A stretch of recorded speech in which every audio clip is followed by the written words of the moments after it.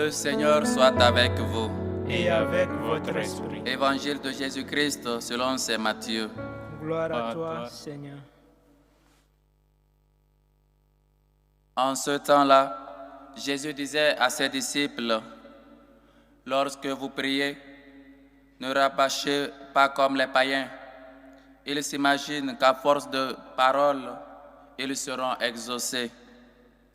Ne les imitez donc pas, car votre Père sait de quoi vous en avez besoin avant même que vous l'ayez demandé. Vous donc, priez ainsi.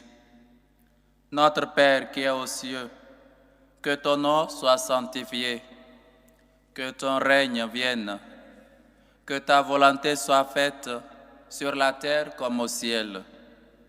Donne-nous aujourd'hui notre pain de ce jour. Remets-nous nos dettes, comme nous-mêmes nous remettons leurs dettes à nos débiteurs. Et ne nous laisse pas entrer en tentation, mais délivre-nous du mal. Car si vous pardonnez aux hommes leurs fautes, votre Père céleste vous pardonnera aussi. Mais si vous ne pardonnez pas aux hommes, votre Père non plus ne pardonnera pas vos fautes.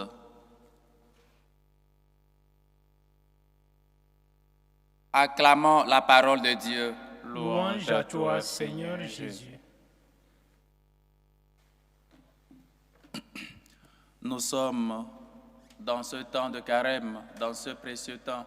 Et comme ce temps aussi nous le dit, qu'il faut prier, un moment pour être des gens qui prient. Parfois, nous les chrétiens, on a de la paresse à prier. Parfois, nous les chrétiens, on laisse toujours Dieu à la dernière place.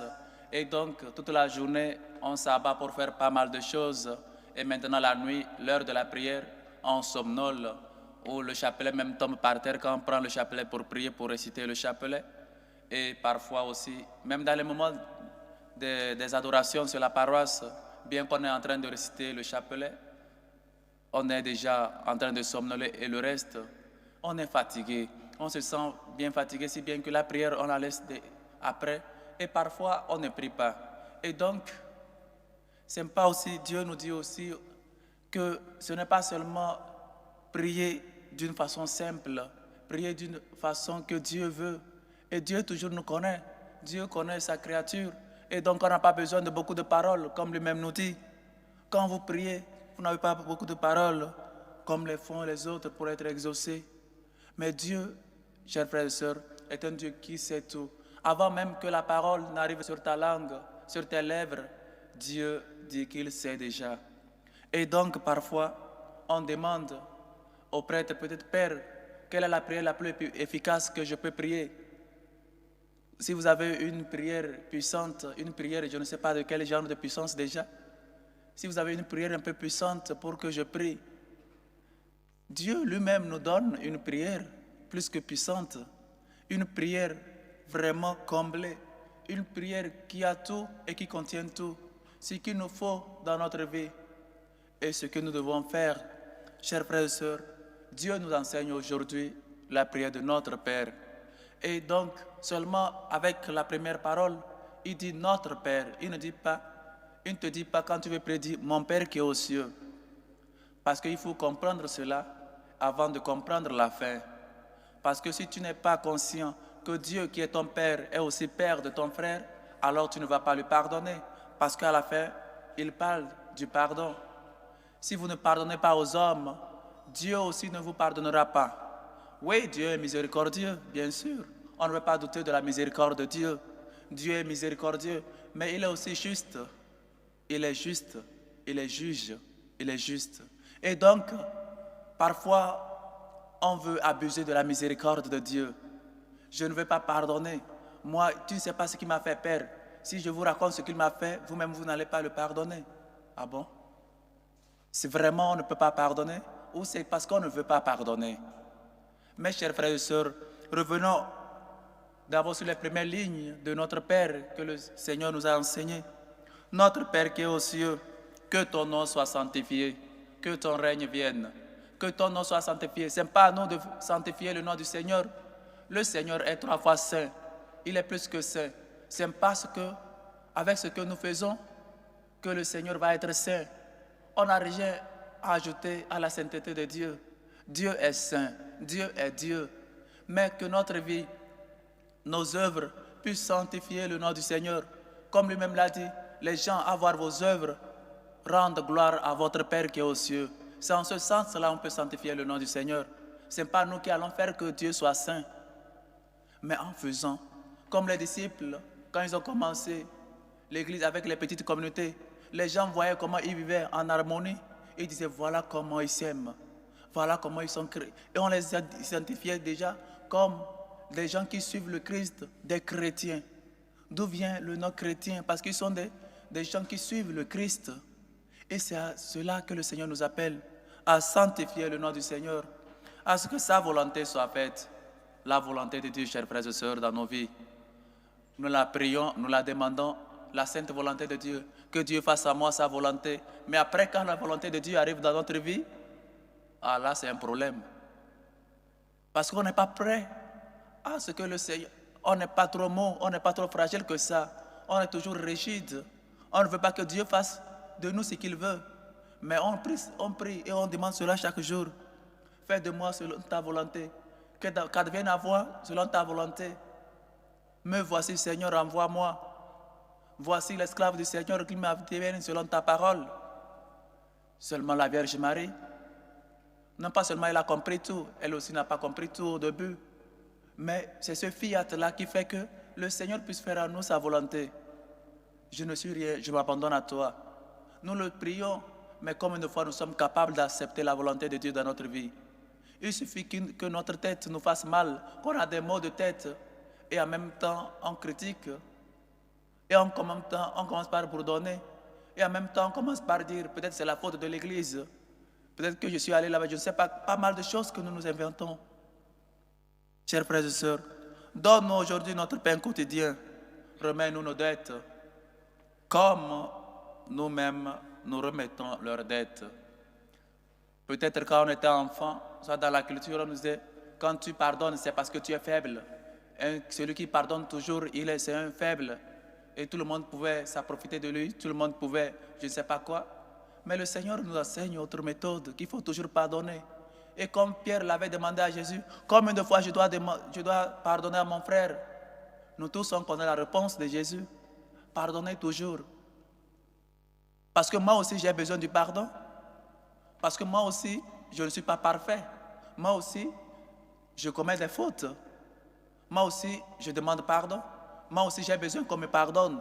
Et donc, je dois pardonner. Ce que nous avons reçu du Seigneur, parce que nous avons expérimenté son pardon, sa miséricorde dans notre vie, alors nous aussi, nous devons être miséricordieux. Soyez miséricordieux, comme votre Père Céleste est miséricordieux. Nous demandons toujours compassion, nous demandons toujours pardon, mais nous, envers les autres, c'est autre chose, c'est autre dimension. Si le Seigneur me pardonne, et j'expérimente en moi la douceur d'être pardonné, la douceur d'être un pécheur pardonné, un pécheur qui revient, qu'on donne encore une autre chance. Pourquoi moi, à mon tour, je ne peux pas pardonner, même aux membres de ma famille, aux collègues, à mon patron, peut-être à l'université, à l'école? Pourquoi je suis incapable de pardonner même mon mari, mon épouse, mes enfants, mon père, ma mère? C'est difficile de les pardonner. J'entends, je ne vais jamais pardonner mon père. Je ne vais jamais pardonner ma mère. Je ne vais jamais pardonner un membre de ma famille. Tu ne sais pas ce qu'il m'a fait. Peut-être que je ne sais pas ce qu'il t'a fait, mais vraiment tu ne peux pas pardonner, ou c'est parce que tu ne veux pas pardonner. Tu te crois saint, tu te crois déjà sainte. Et le Seigneur nous le dit clairement. Si vous ne pardonnez pas à vos frères et sœurs, le Père Céleste ne vous pardonnera pas non plus. Si tu sais que tu n'as pas besoin du pardon, et j'espère vraiment qu'il y a un qui n'a pas besoin du pardon de Dieu. Nous tous, nous sommes pécheurs. Pourquoi pas, nous, on demande toujours miséricorde, et nous, on ne veut pas être miséricordieux. Malgré l'invitation de notre Dieu, soyez miséricordieux, parce que votre Père Céleste est miséricordieux. Soyez des gens qui ont bu de la source d'eau vive du Seigneur, qui ont bu de cette origine, de cette source de la miséricorde. Soyons des gens tant rancuniers parce que le pardon te libère toi-même en premier. Le pardon te libère de tes rancunes, de tes maux de cœur peut-être. Le pardon me libère en premier. Et celui que je pardonne aussi est libéré. Et donc, s'établit une confiance, s'établit une harmonie entre nous. Mais toujours des méfiances. Même au travail, on est là serré dans notre coin. Et alors chacun de nous, mais on travaille en collaboration. Il faut donc qu'il y ait, peut-être, il y a toujours des erreurs, il y a toujours des fautes que nous commettons. Mais c'est en pardonnant qu'on grandit, qu'on fait évoluer l'ambiance. On ne peut pas être des gens toujours rancuniers, toujours incapables de pardonner. Si tu ne pardonnes pas, Dieu te dit aujourd'hui qu'il ne va pas te pardonner, même si tu crois qu'il est miséricordieux. Parce que celui que tu ne pardonnes pas, c'est aussi son fils. Notre Père qui est aux cieux, ce n'est pas mon Père qui est aux cieux. Parce que nous sommes tous fils de Dieu. Si tu ne pardonnes pas ton frère qui est aussi enfant de Dieu, alors il ne faut pas demander à ton papa de te pardonner. Parce que celui que tu n'as pas pardonné, c'est ton frère. C'est aussi fils de Dieu. Chers frères et sœurs, priez. Ayez toujours en vous ce sens de toujours prier. Et comme le dit Sainte Thérèse d'Avila, prier, c'est parler avec quelqu'un qu'on sait qui nous aime, quelqu'un qui est toujours là. C'est avec ça la prière, chers frères et sœurs. C'est la prière. Priez que le Seigneur nous donne ce cœur pur, ce cœur aimable, ce cœur qui est capable de pardonner. Seigneur, fais-moi la grâce de toujours pardonner. Pardonner comme toi. Pardonner mes frères et sœurs. Parce que moi aussi, j'ai besoin de ton pardon. Moi aussi, je commets des fautes. Moi aussi, je suis pécheur. Pardonnez, chers frères et sœurs, et priez. Priez, chers frères et sœurs, parce que tout dépend de Dieu. C'est Dieu seul qui peut, dans notre prière, dans notre exercice de prière, nous donner ce que nous avons besoin et surtout la force d'être toujours des gens lents en la colère, des gens qui savent pardonner, des gens qui ont expérimenté sa miséricorde et aussi le donnent à leurs frères et sœurs. Prier, c'est se disposer à recevoir la grâce divine. Prier, c'est reconnaître sa faiblesse, reconnaître que nous avons besoin de Dieu. C'est toujours mendier la grâce de Dieu, comme le dit Saint Augustin. Il faut être toujours des mendiants de la grâce de Dieu. Il faut toujours prier. Il faut toujours, chers frères et sœurs, que nous sachions que seulement le pardon, non seulement libère celui qui nous a offensés, mais nous libère en premier nous-mêmes. Nous avons besoin d'être libérés, d'être des cœurs purs. Le Seigneur nous l'a dit, je suis le vin nouveau. Et donc, il faut que nous aussi, nous soyons des outres neuves. Sinon, il ne peut pas déverser en nous sa grâce. Il ne peut pas me concéder la grâce. Il ne peut pas me donner ce que je suis en train de lui demander. Si je suis en train de lui demander pour faire de mal aux autres, si je suis en train de lui demander pour peut-être faire valuer ma personne, ou encore pour peut-être piétiner les uns et les autres, pour lui montrer que c'est moi, il faut qu'on cesse de dire « je ne vais jamais lui pardonner ». Parce qu'on est en train de se condamner nous-mêmes. Tu te condamnes quand tu ne pardonnes pas. Parce que notre Père Céleste, même s'il est miséricordieux, sachez aussi qu'il est juge et il est juste. Tu n'as pas pardonné, moi aussi je ne te pardonne pas. Et il a dit, toutefois, hier il nous disait, toutefois que vous l'avez fait à un de ces petits, c'est à moi que vous l'avez fait. J'avais faim, tu m'as donné à manger, j'avais soif, tu m'as donné à boire. Toutefois que vous l'avez fait à un de ces plus petits, c'est à moi que vous l'avez fait. Et donc, pardonnez à mon frère. Je suis en train de pardonner Dieu d'une manière ou d'une autre. Je ne sais pas si vous voyez la logique. Chers frères et sœurs, prions et que la prière de notre Père ne soit pas seulement une récitation, comme nous avons l'habitude de le faire. Prions sincèrement. Méditons les paroles que nous disons. Dans la prière, prenons notre temps. N'allons pas en train de courir, on ne nous poursuit pas.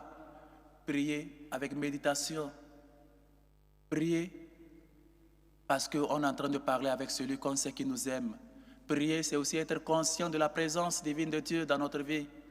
Et c'est lui seulement qui peut nous donner les grâces dont nous avons besoin. Que cette prière de notre Père, que le Seigneur nous enseigne aujourd'hui, soit cette prière-là que nous cherchons tant.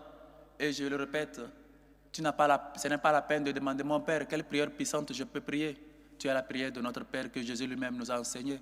Tu as la prière de Je vous salue Marie, que c'est aussi biblique, avec la salutation de l'ange à la Vierge Marie. Ne cherchons pas d'autres prières. Dieu même nous a dit, quand vous priez, vous n'avez pas besoin de beaucoup de paroles. Mais nous, c'est tout le contraire. Et aussi prier, c'est un dialogue. Il faut parler et après faire silence pour écouter Dieu. C'est ça qui nous manque parfois dans notre vie. On va, on prie, on parle et on s'en va. On ne laisse pas Dieu nous parler, nous à notre tour. Que le Seigneur nous aide, chers frères et sœurs, à être toujours des gens qui pardonnent, à être des gens, des hommes et des femmes de prière, et toujours à être conscients que ce que nous faisons pour le prochain, nous le faisons pour Dieu. Et donc pardonner, parce que nous avons aussi besoin du pardon. Soyez parfaits, comme votre Père Céleste est parfait. Soyez miséricordieux, comme votre Père Céleste est miséricordieux. Et donc, heureux les miséricordieux, car ils obtiendront miséricorde. Que le Seigneur nous aide et que sa miséricorde nous réconforte. Loué soit Jésus-Christ. À jamais.